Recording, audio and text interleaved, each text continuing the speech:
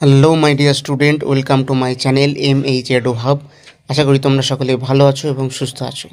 আজকে এই ভিডিওতে তোমরা যারা বর্তমানে অষ্টম শ্রেণীতে পাঠরত, তোমাদের আসন্ন দ্বিতীয় পর্যায়ক্রমিক মূল্যায়ন 2026-এর দিকে লক্ষ্য রেখে ইতিহাস বিষয় থেকে সেরা 20টিরও অধিক 2 এবং 3 নম্বরের প্রশ্নের সাজেশন নিয়ে আজকে আমি হাজির হয়েছি। আজকের এই ভিডিওতে আমি আলোচনা করব আসন্ন দ্বিতীয় পর্যায়ক্রমিক মূল্যায়নে গুরুত্বপূর্ণ 2 এবং 3 নম্বরের প্রশ্ন নিয়ে। তো তোমরা যারা অষ্টম শ্রেণীতে পাঠরত, তোমাদের জন্য এই ভিডিওটা অত্যন্ত গুরুত্বপূর্ণ হতে চলেছে।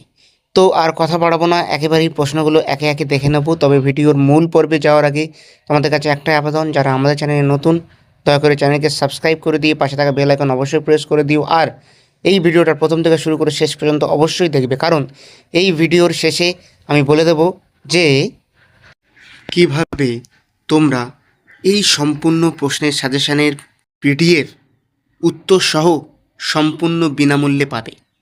তো তার সম্পূর্ণ পদ্ধতি কিন্তু আমি ভিডিওর মধ্যেই বলবো, তাই ভিডিওটার প্রথম থেকে শুরু করে একেবারেই একটু না কেটে কিন্তু তোমরা দেখতে থাকবে। তো চলো আর কথা বাড়াবো না, একেবারেই ভিডিওর মূল পর্বে গিয়ে প্রশ্ন উত্তরগুলো দেখে নিই। তোমার প্রিয় শিক্ষার্থী বন্ধুরা, আমি চলে এসেছি একেবারে প্রশ্নের পাতায়। এরপরে আমরা একে একে যে প্রশ্নগুলো তোমাদের জন্য রেখেছি সেইগুলো কিন্তু দেখে নিই। তো দেখতে পাচ্ছ এখানে লেখা আছে নিচের প্রশ্নগুলোর প্রত্যেকটি প্রশ্নের মান 2 এবং 3 নাম্বারের। এর ওয়ার্ড সংখ্যা কত হয়? এর ওয়ার্ড সংখ্যা সাধারণত 80 থেকে 100-র মধ্যে তোমাদের কিন্তু লিখতে হয়। তো চলো প্রথম প্রশ্ন দেখে নিই। প্রথম প্রশ্নটা এখানে কি আছে? প্রথম প্রশ্ন আছে সাঁওতাল বিদ্রোহের কারণ লেখো। অত্যন্ত গুরুত্বপূর্ণ একটা প্রশ্ন ক্লাস 8-এর জন্য। এরপরে 2 নম্বর প্রশ্ন কি আছে? 2 নম্বর প্রশ্ন আছে মুন্ডা বিদ্রোহের কারণ লেখো। আরও একটি গুরুত্বপূর্ণ প্রশ্ন। এরপরে 3-এর দাগে কি প্রশ্ন আছে? 3-এর দাগে যে প্রশ্নটি আছে সেটা হলো ফরাজি আন্দোলন বলতে কী বোঝো? ফরাজি আন্দোলন বলতে কী বোঝো? 4-এর দাগে কি প্রশ্ন আছে? 4-এর দাগে আছে টিকা লেখো বারাসাত বিদ্রোহ, অর্থাৎ বারাসাত বিদ্রোহ সম্পর্কে কিন্তু তোমাদের টিকা লিখতে হবে। এরপরে আমরা চলে যাচ্ছি 5-এর দাগে। 5-এর দাগে কি আছে? অস্ত্র আইন কাকে বলে? অস্ত্র আইন কাকে বলে? এরপরে আমরা চলে যাচ্ছি 6-এর দাগে। 6-এর দাগে প্রশ্ন কি আছে? জাতীয় শিক্ষা বলতে কী বোঝো? জাতীয় শিক্ষা বলতে কী বোঝো? এবারে যাচ্ছি 7-এর দাগে। সভা সমিতির যুগ বলতে কী বোঝো? সভা সমিতির যুগ বলতে কী বোঝো? এরপরে আমরা চলে যাচ্ছি 8-এর দাগে। 8-এর দাগের প্রশ্নে কি আছে? 8-এর দাগের প্রশ্ন আছে ভারত সভা প্রতিষ্ঠার উদ্দেশ্যগুলি লেখ। ভারত সভা প্রতিষ্ঠার উদ্দেশ্যগুলি লেখ। এরপরে চলে যাচ্ছি আমরা 9-এর দাগে। 9-এর দাগের প্রশ্নে কি আছে? অর্থনৈতিক জাতীয়তাবাদের মূল বক্তব্য কী ছিল?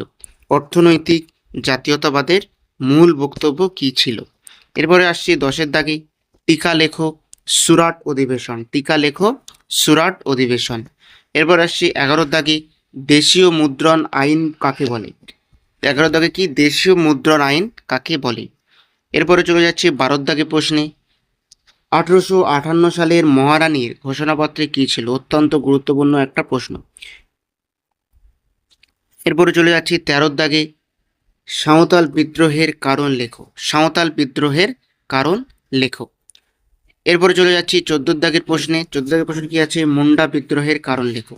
তো এখন পর্যন্ত 14টা প্রশ্ন আমরা আলোচনা করলাম। পরবর্তী প্রশ্নে যাওয়ার আগে তোমাদের কাছে একটাই আবেদন, যারা এখনও আমাদের চ্যানেলকে সাবস্ক্রাইব করোনি, আমাদের চ্যানেলটিকে এখনই সাবস্ক্রাইব করে পাশে থাকা বেল আইকন অবশ্যই প্রেস করে দিও এরকম ভিডিও প্রতিনিয়ত পাওয়ার জন্য।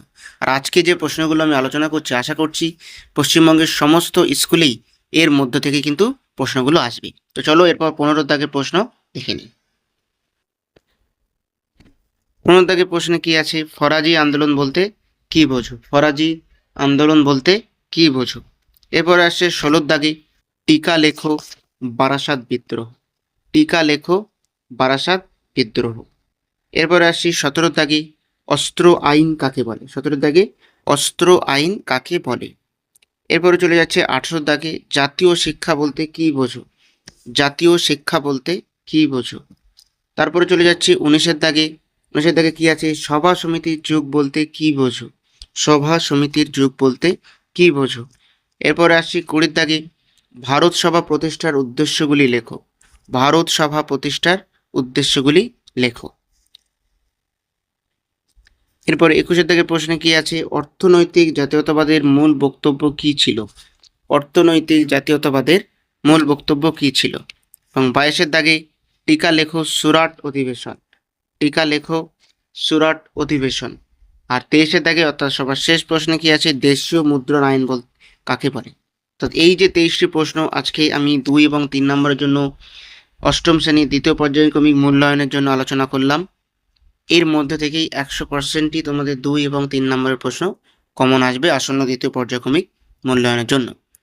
আর এই পিডিএফ অর্থাৎ সমস্ত প্রশ্নের পিডিএফ এবং উত্তরগুলো তোমরা কিভাবে পাবে, আমাদের ডেসক্রিপশন বক্সে টেলিগ্রাম চ্যানেলের লিঙ্ক দেওয়া আছে, সেখান থেকে ওই টেলিগ্রাম চ্যানেলে তোমরা জয়েন করে যাও। ওখানে আমি সম্পূর্ণ বিনামূল্যে পিডিএফ প্রোভাইড করব।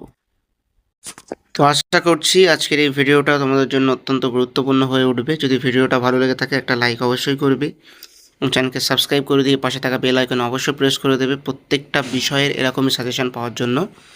আর এই ভিডিওটা শেয়ার করে তোমাদের বন্ধুদের জানাতেও ভুলবে না। তো আজকের ভিডিও এই পর্যন্ত, দেখা হচ্ছে পরবর্তী নতুন কোনো গুরুত্বপূর্ণ ভিডিওতে।